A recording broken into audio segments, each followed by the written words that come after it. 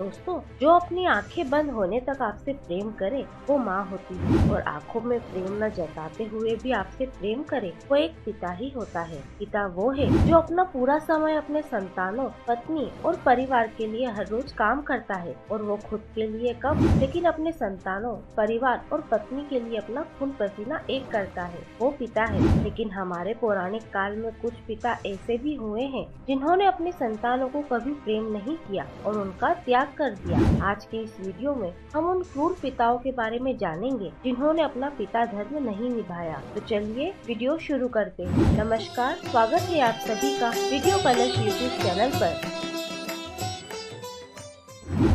दोस्तों, हिरण्यकश्यप की क्रूरता से तो हम सभी भली भांति परिचित हैं। वो स्वयं को भगवान मानता था और चाहता था कि सभी लोग उसकी ही पूजा करें। भय के कारण प्रजा उसकी पूजा करती थी, परंतु उसका पुत्र प्रहलाद भगवान विष्णु का परम भक्त था। प्रहलाद की भक्ति देख हिरण्यकश्यप ने अनेक प्रयास किए कि प्रहलाद भगवान विष्णु की आराधना छोड़ उसकी पूजा करे। अनेक प्रयासों के बाद भी जब भक्त प्रहलाद विचलित नहीं हुआ तो हिरण्यकश्यप ने उसका वध करने के अनेक प्रयास किए। जब उसके सभी प्रयास असफल रहे तो अंततः उसने अपनी बहन होलिका की सहायता से उसका वध करने का प्रयास किया। होलिका को अग्नि से न जलने का वरदान प्राप्त था, इसीलिए होलिका प्रहलाद को अपनी गोद में लेकर अग्नि पर बैठ गई। लेकिन विष्णु की कृपा से प्रहलाद का बाल भी बांका नहीं हुआ और होलिका अग्नि में जल गई। इतना कुछ हो जाने के बाद भी प्रहलाद ने नारायण की भक्ति करना नहीं छोड़ी। भक्त की ऐसी समर्पण भावना देख भगवान विष्णु नरसिंह भगवान के रूप में प्रहलाद के प्राणों की रक्षा के लिए स्वयं आए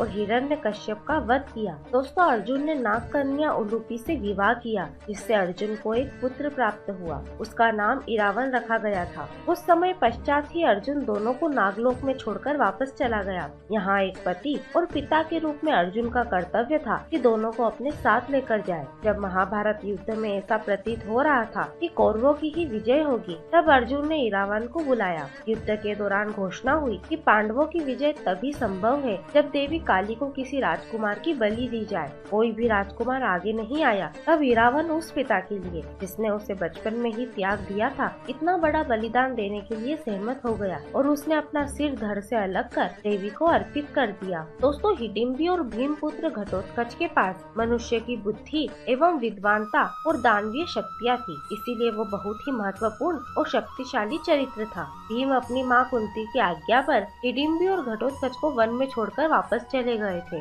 घटोत्कच ने महाभारत की रणभूमि में आकर पिता की सहायता की और कौरवों को चींटियों की तरह कुचलकर मारना आरंभ कर दिया। यह देख कर्ण ने वैजयंती शस्त्र का प्रयोग करते हुए घटोत्कच का वध कर दिया। यह शस्त्र कर्ण को इंद्र से प्राप्त हुआ था। इस प्रकार घटोत्कच ने उस पिता के लिए अपने प्राणों की बलि दी जिसने उसे बचपन में ही त्याग दिया था। दोस्तों, भीम शांतनु और गंगा के पुत्र थे। गंगा को ज्ञात था कि एक श्राप के कारण उनके सभी पुत्रों को बहुत कष्टदायी जीवन प्राप्त होगा, इसीलिए वो सभी पुत्रों को जल में प्रवाहित कर देती थी। विवाह के समय गंगा ने शांतनु से वचन लिया था कि वो जीवन में कुछ भी करे, परंतु शांतनु उससे कोई प्रश्न नहीं करेंगे। इसीलिए शांतनु मन ही मन गंगा के अपने ही पुत्रों के जीवन का अंत करने से दुखी थे, परंतु वचन देने के कारण इसका कारण न पूछने के लिए बाध्य थे। जब गंगा अपने 8वें पुत्र देवव्रत को प्रवाहित करने जा रही थी, तब शांतनु से रुका नहीं गया और उन्होंने उसे रोक लिया। इस प्रकार अपने सभी भाइयों में केवल भीष्म को ही जीवन प्राप्त हुआ। यहाँ पर शांतनु ने एक पिता का कर्तव्य पूरा करते हुए अपने पुत्र की रक्षा की,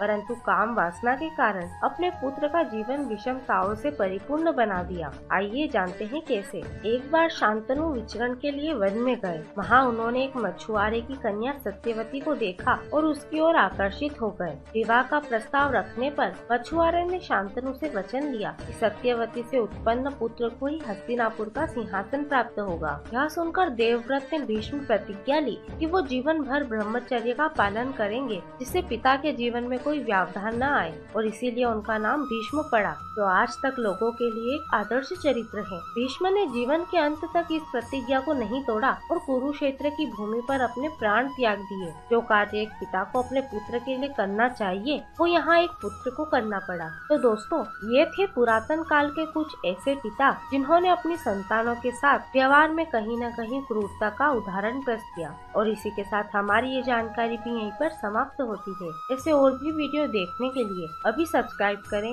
वीडियो कलर्स यूट्यूब चैनल को। साथ ही साथ इस वीडियो को ज्यादा से ज्यादा लोगों के साथ शेयर करें। हमारे इस वीडियो को अंत तक देखने के लिए धन्यवाद।